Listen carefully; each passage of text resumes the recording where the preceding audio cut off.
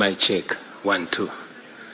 See, our leaders become misleaders, and see, our mentors become tormentors. Freedom fighters became dictators. They're killing our people in Karamoja. We are fighting for freedom. Thank you. Thank you.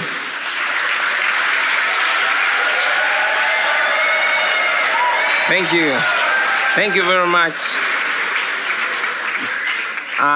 Thank you for the opportunity to share my story, which also represents the story of very many Ugandans that have endured human rights violations for the last 36 years.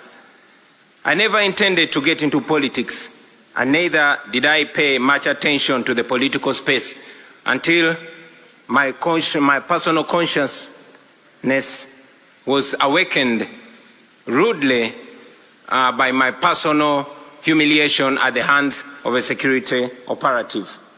I'm a musician, and in 2005, I was the hottest artist in town, singing about parties and girls and money. And so, like any other 23-year-old who is successful, I went out and bought a big fancy car, a Cadillac Escalade with spinning wheels and a personalized number plate, Ghetto. One day, I was at a nightclub in Kampala when a security operative pulled me out of my brand new car, slapped me in the face, and put a gun on my head. And he asked me, "Yo, why are you showing off? Don't you know that this country has owners?" I drove away humiliated, and this horrible feeling was all over me, a feeling of you deserved it.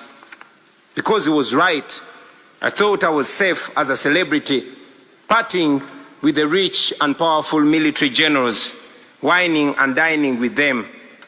But I did not know that it didn't change the reality that I was just a boy from the ghetto, and that I would not be free from their oppressive rule until everyone in Uganda was free. That incident reminded me of the humiliation that many Ugandans faced every day. I couldn't forgive myself for having allowed my temporary and deceptive comfort and elevation from society to blind me from the plight of my fellow disadvantaged people. And I decided on that day that moving forward, I would be a voice of social justice. For 36 years, Uganda has been under the rule of General Yoweri Museveni. More than 85% of Ugandans have never seen another president in their lifetime. Not because the law allows it, no, but because he has always changed the constitution with the help of a compromised parliament, and he has always rigged elections with the help of a personalized military. But regardless of all this, the Western world continued to tolerate and enable General Museveni because he is considered a useful dictator, good for regional security and national stability, even if he bends a few rules. But that's not true.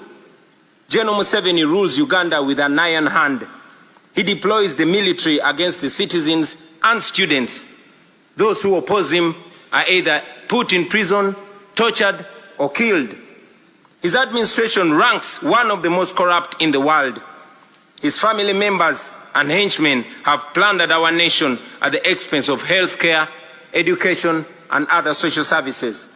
So, sitting there in my fancy car, beaten and humiliated, I knew I could not stay silent anymore. So, for the next 10 years, I dedicated my music to the plight of the common Ugandans and the fight for human rights.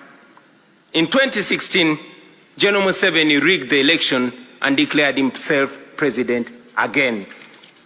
And that's when I decided that if the parliament could not come to the ghetto would go to the parliament.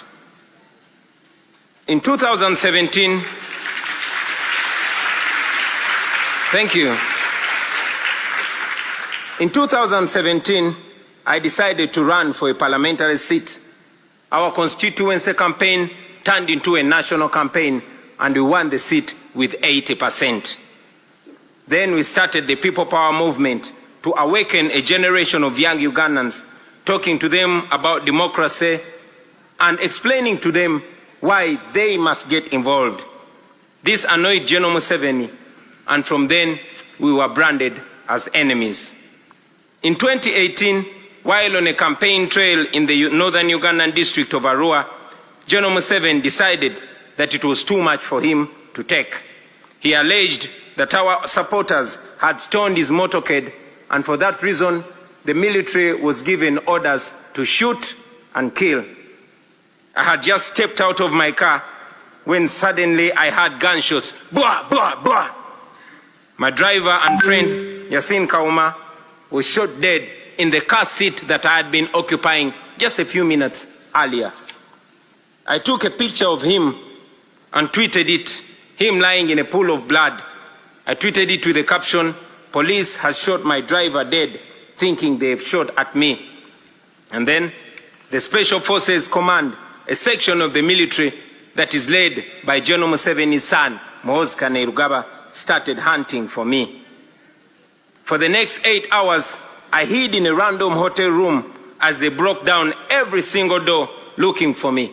Meanwhile, my tweet went viral, and suddenly the entire world was watching Museveni. So when they finally found me, they did not kill me, but they tortured me to near death.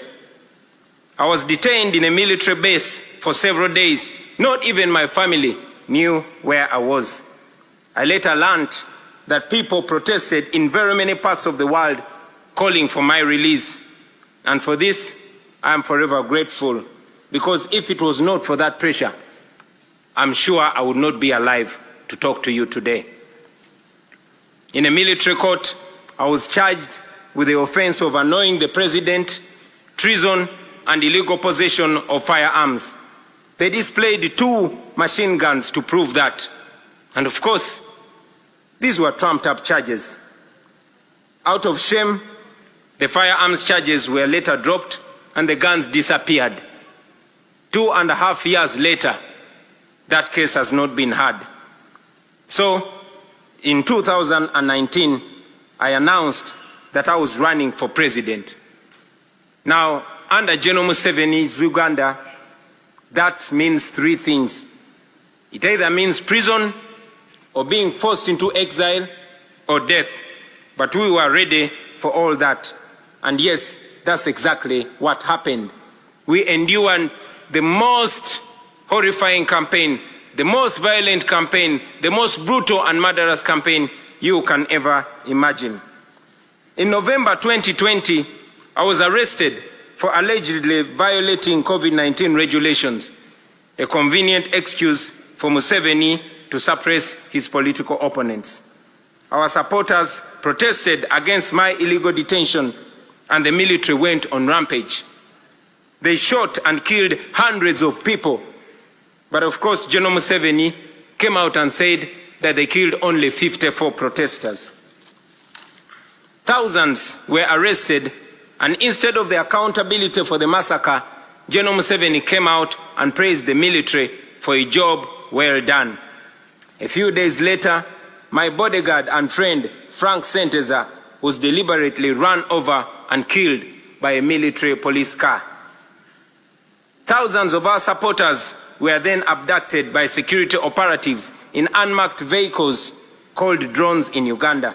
And as I speak to you right now, many are still missing, while others are still in illegal detention, simply for supporting me and our party. Those who were lucky to return, they came back with severe torture marks and horrifying stories. Stories of eyes and fingernails plucked out. Stories of men being castrated and women being raped in detention. But we never gave up, and we will never give up. It wasn't me challenging General Museveni. No, it was an entire generation. And for the first time, there were no tribal lines, there were no religious lines, there were no class lines. The entire population was speaking with one big voice. All our people were saying people power is our power. It was the biggest public phenomenon that I had ever seen. Now, I had been a celebrity, I had done hit songs, I knew what it meant to be famous and having people chant your name wherever you go. But this was different. On election day, after casting my ballot, I went home only to find my house surrounded with hundreds of soldiers, and later I learned that the same was happening to all our party offices across the country.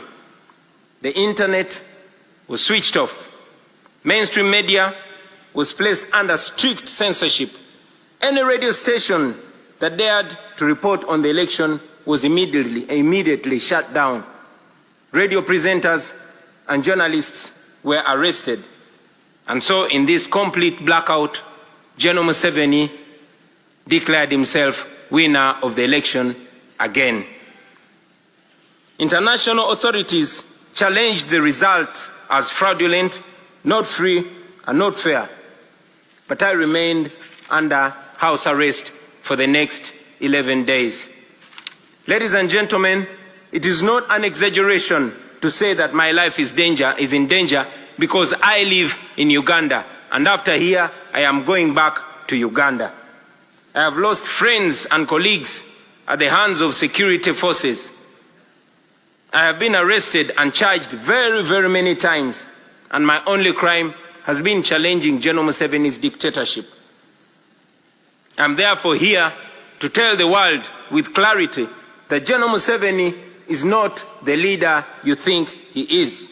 He is a threat to the people of Uganda, and yes, is a threat to the entire region. The international community has already recognized that the 2021 election in Uganda was neither free nor fair. And it's important that these words are followed with firm actions. First, we call upon the world leaders to stop shaking General Museveni's blood-stained hands through funding and cooperation. Secondly, we call upon the governments and organizations all over the world to impose sanctions on him and the people that he uses to torture and kill innocent citizens. Thirdly, we call upon all those who value democracy and human rights and the rule of law to isolate General Museveni because he has distinguished himself as an excellent violator of human rights who has no respect whatsoever for human life and human dignity. And fourth, we ask you to support our demands for accountability for the crimes against humanity that he has committed and continues to commit against the people of Uganda. Now, for far too long, the Western world has believed that allowing dictators to hold their nations hostage is an unacceptable cost for perceived security. Leaders who tolerate dictators and treat them as legitimate partners are complicit in their crimes. Please do not be partners in crime. Do not sacrifice your moral obligation. Do not sacrifice your moral obligation for short-time convenience. Please stand on the right side of history. I thank you.